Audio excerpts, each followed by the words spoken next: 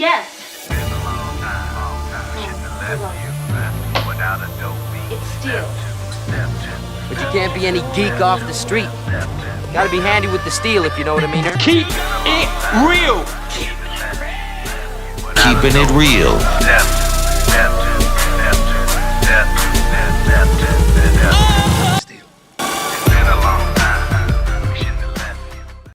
Hello and welcome to the channel. My name is Steven and this is Steel Keeping It Real. So you know what today is.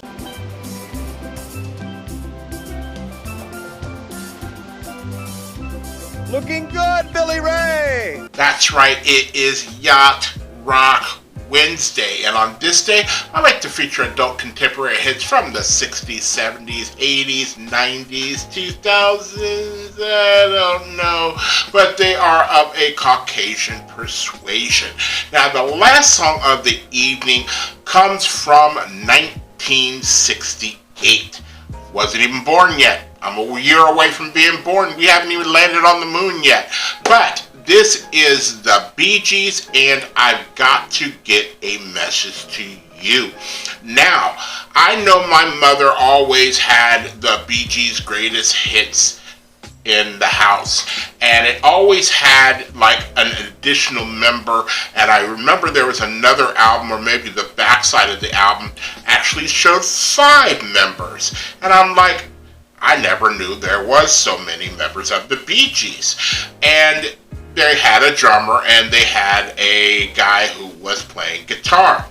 Now, of course, we know them as just being the 3, the brothers, Barry, Robin, and Maurice. And Maurice and Robin are twins, and Maurice and Robin are sadly passed away, and it's just Barry left. I love the Bee Gees, even from, I think I got introduced to them through disco, and then it kind of went backwards, where I heard some of their disco songs, and then my mom bought their greatest hits, which she had already been familiar with beforehand, and then it was introduced into the house. Now, back in the day, unless it was somebody like really, really lame, you listen to all of the albums that might be in a collection, because depending on your household, you didn't have too many albums. You might have had maybe 50 to 100, and you listened to the radio, but everybody had a record player and everybody played records. So I remember listening to this, the Bee Gees' greatest hits, as well as they had Saturday Night Fever, and they had the one with Children of the World on it, and things like that. So we're going old Bee Gees, and I don't think there really is a time from when they first became hit makers up until the 80s, even into the 90s, that the Bee Gees weren't relevant and they weren't good. But let's take a look. Oh, I know what I wanted to say. Also, I didn't know that this song is about a guy on death row getting ready to go to the electric chair. So it says, the song is about a man awaiting his execution in the electric chair, begs the prison chaplain to pass a final message to his wife. Now, I didn't know this. I was like, damn, I again, if this song came out before I was born, I'm listening to it later on, and at 5, 6, 7 years old, I'm not knowing that it's that deep.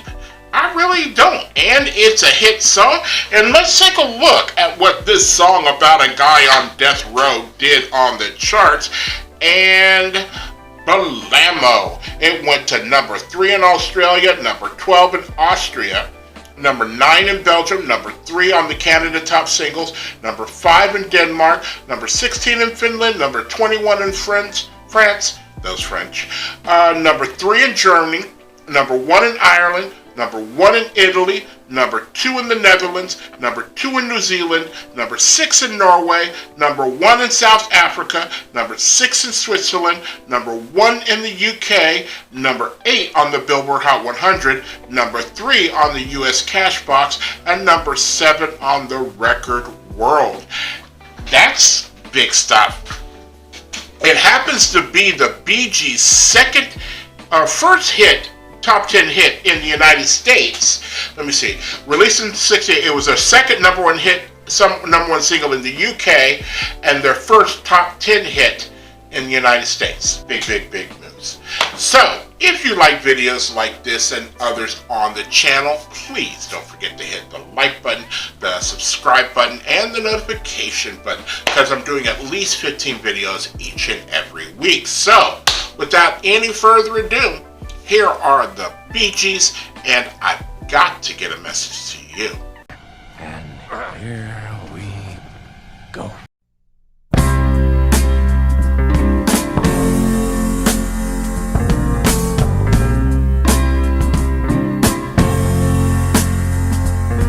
The preacher taunted me and he smiled, said, come and walk with me, come and walk one more mile. Now for once in your life you're alone, but you ain't got a dime, there's no time for the phone. I just gotta get a message to you.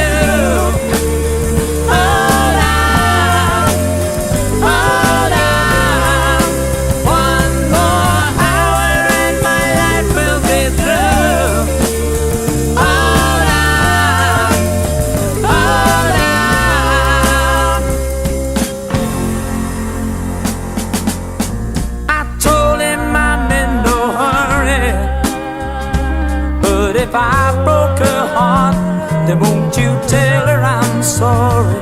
And for once in my life I'm alone, and I gotta let her know just in time before I go. I just gotta get a message to you. Hold on, hold on. One more hour and my life will be through. Hold on, hold on. Well, I laughed, but that didn't hurt. And it's only her love that keeps me wearing this dirt. Now I'm crying, but deep down inside, well, I did it to him, now it's my turn to die. I just gotta get a message to you. Hold on, hold on. One more hour and my life will be through. Hold on, hold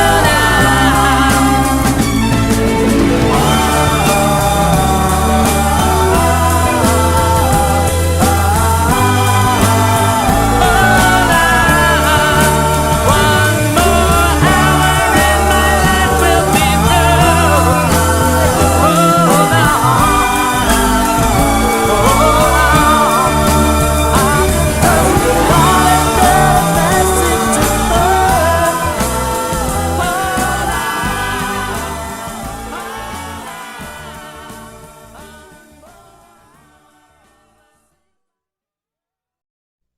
Okay, yeah, that's what that song is about, man. That's deep. I mean, it's sad too, and you know, there's nothing said about an electric chair in the song. That would totally turn people off. But in order for somebody to, you know, die, you know, by execution, they really have to do something like kill somebody else. And he actually mentions, like, I did it to him, now it's my turn, now they're going to do it to me. It's one of those things where we have this, you know, really morbid fascination with things like this. Why we watch, you know, and have so many documentaries about serial killers, and, you know, the Lifetime channel has all these things about, you know, Snapped, and, you know, all these things, because, you know, we have this morbid fascination with death. In a way, I'm not immune to any of that. I have that as well when it comes to, I watch the shows and do all that, Making a Murderer and all of that. I watch that stuff because I do have that fascination. As I'm getting older, I'm not digging so much into things like that because it's like, you know what? It is glorification of somebody who shouldn't be glorified. And you don't, you want to have the people who suffered this to be remembered, but there are just certain situations where,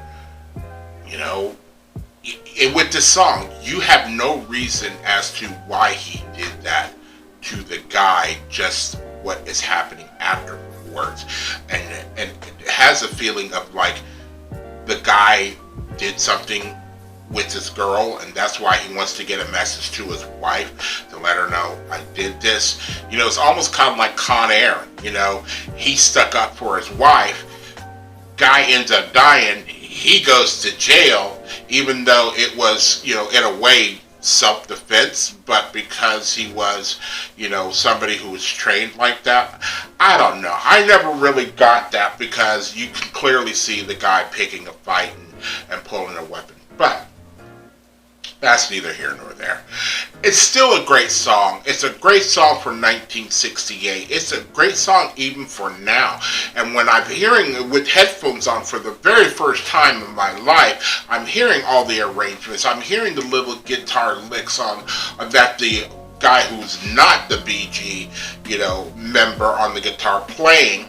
I'm hearing maybe the first time, no, it's not the first time because Massachusetts is before this song, I believe, but you're hearing that, you're hearing that weird kind of thing when they're singing, but it adds that eeriness to the song of, the subject matter. Even though they sound really, really good, and the music and the drums are going, and they're doing that, and the bass is going, like, everybody's playing their part, but it just gives that song that extra eeriness of the impending doom that, when the song ends, when the next song starts, that dude's dead. Okay, if you are still here, I thank you very much for staying tuned. I really do appreciate it. First and foremost, I want you guys to like the videos as much as I like making them for you. After that, all you need to do to help me out with the channel is to like, subscribe, share, and comment.